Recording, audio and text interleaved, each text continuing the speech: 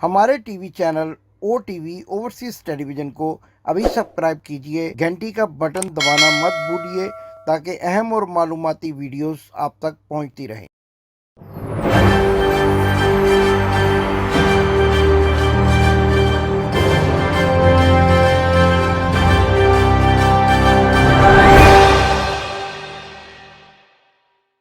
बिस्मिल्लाहिर्रहमानिर्रहीम। नाजरीन, मैं हूं आपका होस्ट इमदाद हुसैन शहजाद और 2 जून 2022 जुमेरात को अपने व्लॉग लंदन टॉक के साथ आपकी खिदमत में लंदन से एक मरतबा फिर हाजिर हूं।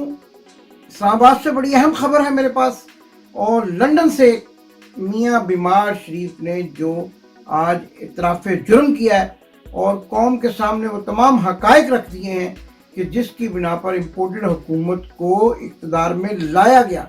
और इमरान खान के बारे में भी ये बड़ी अहम खबर है लंदन से और इस्लामाबाद से अहम खबर ये है कि सुप्रीम कोर्ट ने कल अपने फैसले में ये करार दिया कि किसी भी सियासी जमात को लॉन्ग मार्च या एहतजाज या किसी किस्म का जलसा करने से रोकना गैर कानूनी है, और अगर किसी भी किस्म के हथकंडों से ऐसे इक़दाम को रोका गया तो वो तौहीन अदालत के ज़ुमरे में आएगा।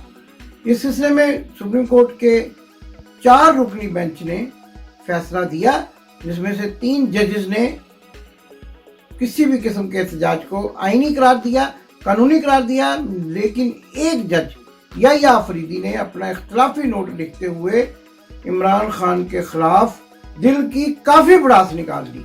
उन्होंने कहा कि इमरान खान के खिलाफ काफ़ी मवाद मौजूद है कि जिसकी बिना पर उन पर तहरीक इंसाफ के धरने के सिलसिले में तौहीन अदालत की जा सकती है।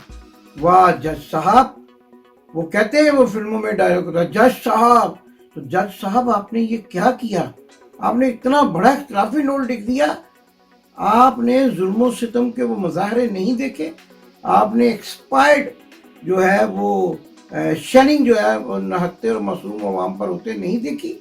एक बच्चे की वीडियो वायरल हुई जिसके नाखून प्लास से खींचे जा रहे हैं और पंजाब पुलिस के गीदड़ जवान, जिनको शेर जवान कहा जाता है, वो एक कदम उठा रहे हैं। कौन से शाहिद हैं, कौन सी वाक़याती शहादतें हैं जिसकी बिना पर आप फैसले करते हैं और आपने इख्तलाफी नोट भी लिख दिया। या फरीदी साहब, अपने रवैयों पर, अपने फैसलों पर गौर करें कि आप कानून की कुर्सी पर बैठकर क्या क्या खेल खेल रहे हैं और किसके कहने पर क्या कर रहे हैं। नाज़रीन, इसके साथ साथ मैंने आपको बताया था कि लंदन से मेरे पास एक अहम खबर है। लंदन में अपने करीबी दोस्तों के साथ बैठकर मियाँ बीमार शरीफ ने जब बातचीत की तो उनके दोस्तों ने उनको पूछा कि आपने फौज का साथ क्यों दिया कि जिसकी बिना पर इमरान खान को एकदम से मकबूलियत के बामे अरूज पर पहुंचा दिया। तो मियाँ बीमार शरीफ और मियाँ नवाज शरीफ ने इतराफ़ जुर्म करते हुए कहा कि हमने गलती की, हमने फौज का साथ दिया क्योंकि मुझे 2 जर्नैलों ने ये कहा था कि आप इमरान खान की हुकूमत को हटाने में हमारा साथ दें। नाज़रीन, बड़ा इतराफ़ जुर्म है, बहुत बड़ा इकबाल जुर्म है। और इसके साथ साथ मेरी वो स्टोरी जो मैंने बीबीसी के हवाले से आपको दी थी कि 9 अप्रैल की शब किसके कहने पर हेलीकॉप्टर वज़ीर आज़म हाउस में आए और किस जर्नैल ने जो है वो वज़ीर आज़म, उस वक़्त के वज़ीर आज़म इमरान खान को धक्के दिए, पुश किया, जिसको बहुत बड़ा जुर्म तस्वर किया जाता है, थप्पड़ भी मारे। ये बीबीसी ने भी रिपोर्ट किया है, मैं उसी को कोट कर रहा हूँ। लेकिन अब जो है मियाँ बीमार शरीफ के इतराफ़ जुर्म के बाद उन जर्नैलों के नाम तकरीबन सामने आ गए हैं। खुद मियाँ बीमार शरीफ उर्फ मियाँ नवाज शरीफ ने उन जर्नैलों के चेहरों से नकाब पलट दिए हैं, और उनमें से जो 2 नाम सामने आ रहे हैं वो यकीनन आप सबको भी मालूम है, और वो दोनों जिनको न्यूट्रल भी कहा जाता है लेकिन मैं बबांगे दखल कहूँगा, उनमें से एक जनरल कमर जावेद बाजवा है और दूसरे जो हैं वो जनरल नदीम अंजुम हैं। ये 2 जर्नैल एक ऐसे किरदार हैं कि जिन्होंने एक जमहूरी हुकूमत को हटाकर एक क्रिमिनल हुकूमत को, इम्पोर्टेड हुकूमत को अवाम पर मुसल्लत कर दिया। हमारे दोस्त सहाफ़ी अरशद शरीफ ने कल ایک پروگرام کیا تھا پرسوں ایک پروگرام کیا تھا جس میں کچھ سوالات پوچھے تھے. محترم ارشد شریف صاحب, آپ سوالات پوچھنے کے ماہر ہیں, لیکن میں آپ کو جواب دے سکتا ہوں. میں طالب علم ہونے کی حیثیت سے صحافت کا آپ کو یہ جواب دے سکتا ہوں کہ 9 اپریل کو کس کے کہنے پر عدالتیں کھلوائی گئیں, وہ جنرل باجوہ. اور 9 اپریل کو کس کے کہنے پر پریزنر وین آئی, وہ جنرل باجوہ. اور 9 اپریل کو کس کے کہنے پر جو ہے وہ اسپیکر کو دھمکیاں دی جاتی رہیں, وہ جنرل باجوہ. اور ان کے ساتھ جنرل ندیم انجم جو کہ اس وقت آئی ایس ڈی جی جو ہیں وہ آئی ایس آئی ہیں. ان 2 جنرلوں کا نواز شریف نے اعتراف کیا. یہ میرا الزام نہیں ہے, بلکہ نواز شریف اس بات کا اعتراف کرتے ہیں کہ 2 جنرلوں نے مجھے یہ کہا کہ عمران خان کی حکومت کو ہٹانے کے سلسلے میں آپ کی مدد درکار ہے. اور آپ کو یاد ہوگا وہ کہتے بھی رہے کہ مجھ سے 2 جنرلوں نے یہ وعدہ کیا ہے کہ آئندہ حکومت آپ کو دے دی جائے گی. اور اس کے خلاف پھر ایک تحریک عدم اعتماد کا سلسلہ جو ہے وہ شروع ہوا, سازش ہوئی جس کو یہ لوگ مداخلت کہتے ہیں, اور پھر وہ عمران خان کی حکومت کو رخصت کر دیا گیا. واضح طور پر یہ بات سامنے ہے کہ ان جنرلوں نے کیا, ان کے نام میں نے آپ کو بتا دیے ہیں. اور اس کے ساتھ ساتھ اب پاکستان میں بیٹھ کر جو صحافی سچ بول رہا ہے اس پر اس کے رزق کے اصول کے جو ذرائع ہیں وہ تنگ کر دیے جاتے ہیں, ان کو ملک سے باہر جانا پڑتا ہے. اور ہماری مصدقہ اطلاعات کے مطابق محترم جناب صابر شاکر ایک معروف صحافی جو ہیں وہ بھی فوج پر تنقید کرنے کے سلسلے میں اس وقت ملک سے باہر جا چکے ہیں.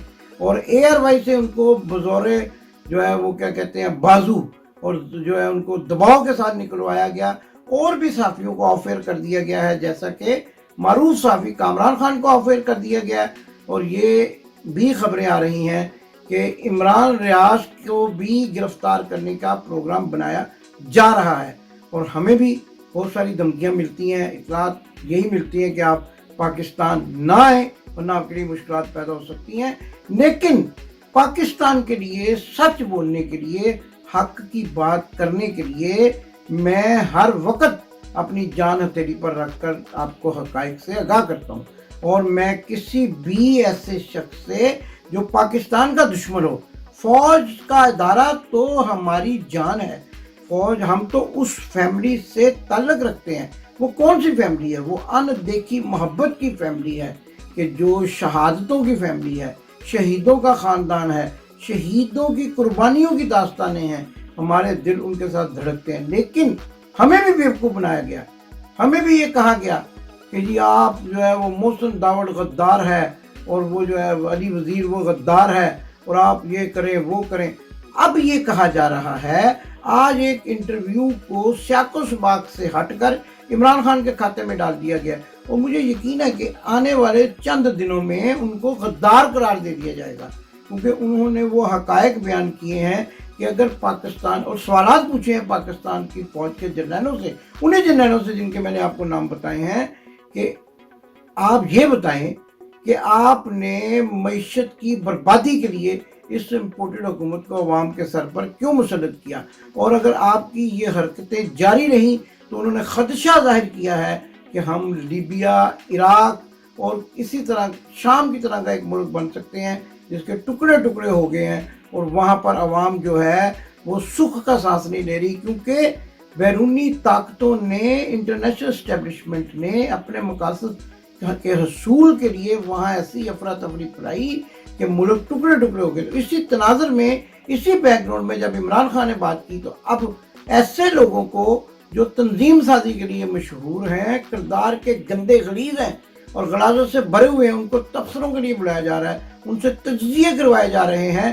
بھئی میں یہ پوچھنا چاہتا ہوں کہ جناب جب آپ تنظیم سازی کرنے کے لیے گئے تھے, رات کے پچھلے پیر پکڑے گئے, پھینٹا لگا آپ کو, اور منہ ناک آپ کے جو ہے نا کشن مار کے انہوں نے سجا دیے, اور آپ جب سوجے ہوئے منہ کے ساتھ کیمرے کے سامنے آئے, تو آج آپ عمران خان کے بیان کے اوپر بغیر سنے ہوئے انٹرویو کے سیاق و سباق سے ہٹ کر آپ باتیں کر رہے ہیں. اور سوشل میڈیا پر بھی آپ کے جو لوگ ہیں, چوہے, جن کو میں چوہے کہا کرتا ہوں, وہ چوہے بھی پھدکنا شروع ہو گئے ہیں, اور وہ بھی اب جو ہے وہ ایسی بات کر رہے ہیں کہ عمران خان نے یہ کہہ دیا وہ کہہ دیا. مجھے خدشہ ہے کہ اب آپ کے دوست بن چکے ہیں محسن داوڑ, اب آپ کے دوست بن چکے ہیں علی وزیر، تو آپ یقیناً جو ہے وہ عمران خان کو بھی غدار ڈکلیئر کرنے کے لیے بالکل ریڈی بیٹھے ہیں، اور آپ نے وردیاں استری کروا لی ہیں تاکہ ان استری شدہ وردیوں میں مال چھپا کر آپ جو ہے عمران خان کو غدار قرار دے سکیں۔ لیکن میں جیسا کہ ہمیشہ کہا کرتا ہوں، عزائم خطرناک ہیں، لیکن پاکستان پر اللہ اور اللہ کے رسول کی خاص رحمت ہے، اور اس لیے پاکستان کو کوئی بھی ایسی طاقت میری نظر سے نہیں دیکھ سکتی۔ پاکستان کے فوج کے ادارے کی قربانیاں کبھی رائیگاں نہیں جائیں گی، اور پاکستان ان قریب عمران خان کی قیادت میں خوشحال ملک بنے گا۔ اور اس کے ساتھ ساتھ ناظرین یہ بھی بتاتے چلے جائیں، میاں شہباز شریف کی اور ان کے بھائی میاں بیمار شریف کی ایک اور جھڑپ ہوئی ہے، جس میں انہوں نے میاں شہباز شریف کو سختی سے کہا ہے کہ ان قریب الیکشن کا اعلان کر دو، ورنہ ہماری حکومت بھی جائے گی اور ہمارا عوام کے اندر بنا ہوا امیج بھی خراب ہوگا۔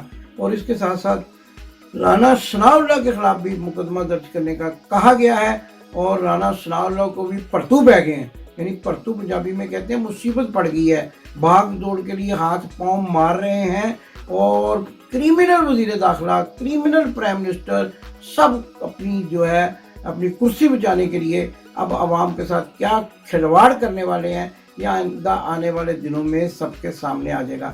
عمران خان نے بھی یہ اشارہ دیا ہے کہ وہ چند روز میں ایک بڑا اعلان کریں گے، پوری تیاری کے ساتھ لانگ مارچ کا اعلان کریں گے، اور پھر ایسا دھرنا دیں گے کہ امپورٹڈ حکومت کے جانے تک عوام اپنی جگہ سے نہیں ہلے گی، اور امپورٹڈ حکومت اور کریمنل وزیر اعظم کو گھر تک رخصت کر کے ہی آئے گی، اور یوں بھی ہو سکتا ہے کہ ہیتھرو ایئرپورٹ کی طرف دھکا دے کر آئیں، اور وہ کہتے ہیں کہ گرتی دیواروں کو ایک دھکا اور دو۔ انشاءاللہ یہ وقت ان قریب آنے والا ہے، اور عوام کی خاص طور پر اوورسیز پاکستانی جو مجھے پیغامات بھیجتے ہیں، مجھ سے پوچھتے ہیں کہ اب کیا ہونے والا ہے، وہ امید کا دامن ہاتھ سے نہ چھوڑیں۔ انشاءاللہ پاکستان ایک مضبوط ملک بن کر سامنے آئے گا۔ پاکستان زندہ باد۔ آپ نے ابھی تک ہمارا چینل سبسکرائب نہیں کیا تو ابھی سبسکرائب کریں، اور بیل آئیکن کو کلک کر کے ہماری لیٹسٹ ویڈیوز کے بارے میں اپڈیٹ جانیں۔